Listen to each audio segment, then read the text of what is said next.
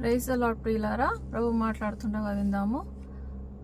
చాలా మటుకు మనలో ఎంతోమందికి దేవుడు సింగింగ్ కానీ అనేకమైన తలాంతులు ఇచ్చింటాడు. అందులో ముఖ్యంగా నాకు ఇష్టమైనది సింగింగ్. ఇంకా నేను ఎక్కువ ఆశ్చర్యపడేది పోయట్స్, పాటలు రాసేవాళ్ళు, ఇంకా దానికి ట్యూన్ చేసేవాళ్ళు. సో వీళ్ళు దేవుని చేతిలో ప్రత్యేకంగా వాడబడతారు.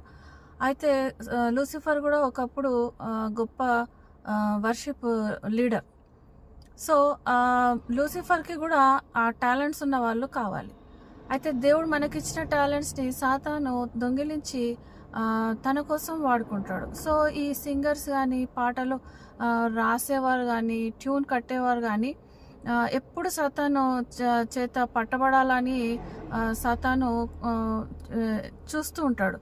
అయితే చాలామంది ఏం చేస్తారంటే మన సేవ గుర్తించబడాలి, అది ఇది అని చెప్పి ఫేమ్ అంటే పేరు ప్రఖ్యాతుల కోసము యూట్యూబ్లో వీడియోలు కావాలని, లేకపోతే యూట్యూబ్లో వ్యూస్ కావాలని, లేకపోతే రికార్డ్స్ బ్రేక్ చేయాలని వాళ్ళు సాతాను శక్తులను ఆశ్రయిస్తారు. ఎవరైతే సాతాను శక్తులను ఆశ్రయిస్తూ గొప్పగా గ్రేట్ అయిపోతున్నారో, లేకపోతే గొప్ప వ్యూస్ వస్తున్నాయో, చాలా పెద్ద పెద్ద కంపెనీస్ తెరుస్తున్నారో, ఈ మ్యూజిక్లో వాళ్ళు దూసుకుపోతున్నారో, వాళ్ళు ఈజీగా సాతాను శక్తులను ఆశ్రయిస్తున్నారు.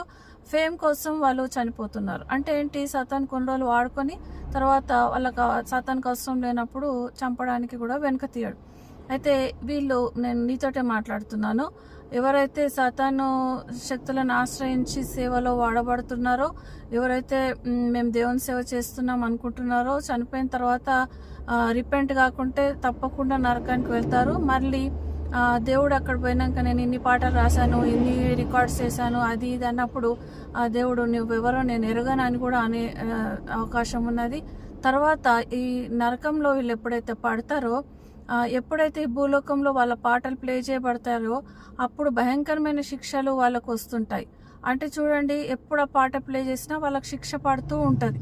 సో మనము సేవ ఎలా చేయాలంటే వ్యూస్ కోసమో దీనికోసమో కాదు, మనకు అక్కడ అటెండెన్స్ పడాలి అంతే తప్పిస్తే, దేవుని కోసం చేయాలి తప్పిస్తే ఎవరి కోసము కాదు. వ్యూస్ కోసం కానీ, లేకపోతే పేరు కోసం కానీ సేవ అనేది చేయబడదు. అలాంటి సేవనే కాదు.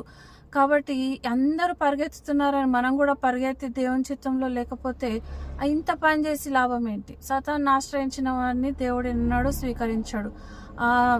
అది ఆ జనరేషన్స్కి, మీ పిల్లలకు కూడా అది కర్సే. కాబట్టి రిపెంట్.